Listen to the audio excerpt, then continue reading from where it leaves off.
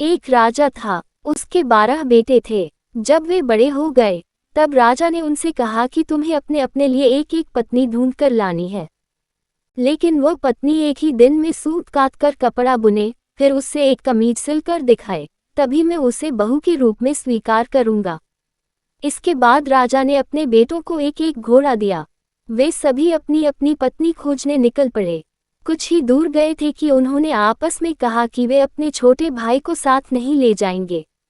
11 भाई अपने छोटे भाई को अकेला छोड़कर चले गए। वह रास्ते में सोचने लगा कि वह आगे जाए या लौट जाए। उसका चेहरा उतर गया था। वह घोड़े से उतरकर घास पर बैठ गया और रोने लगा। रोते रोते अचानक चौंक गया। उसके सामने की घास हिली और कोई सफ़ेद चीज़ उसकी ओर आने लगी। जब वह चीज़ राजकुमार के पास आई, तो उसे एक नन्ही सी लड़की दिखाई दी। उसने कहा, मैं छोटी सी गुड़िया हूँ, यहाँ घास पर ही रहती हूँ। तुम यहाँ क्यों आए हो? राजकुमार ने अपने बड़े भाइयों के बारे में बताया। उसने अपने पिता की शर्त के बारे में भी बताया। फिर उसने गुड़िया से पूछा, क्या तुम एक दिन में सूत काटकर कपड़ा बुनकर एक कमीज सिल सकती हो? अगर यह कर दोगी तो मैं तुमसे शादी कर लूँगा। मैं अपने भाइयों के दुर्व्यवहारों के कारण आगे नहीं जाना चाहता। गुड़िया ने हाँ कर दी। तुरंत ही उसने सूत काटा कपड़ा बुना और एक छोटी सी कमीज लेकर महल की ओर चल पड़ा।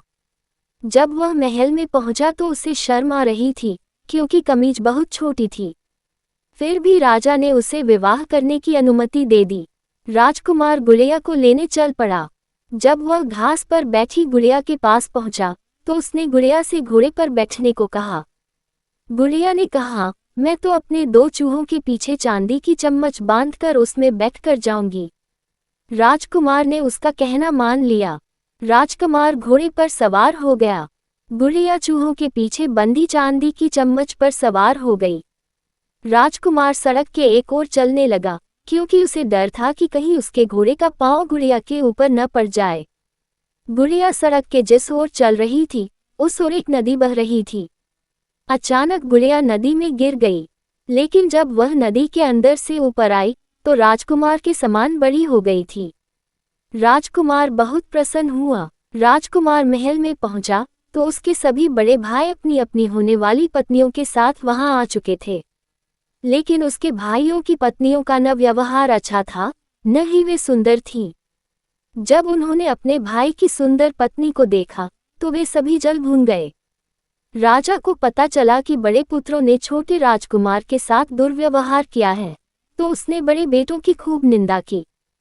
फिर छोटे बेटे को गद्दी सौंप दी।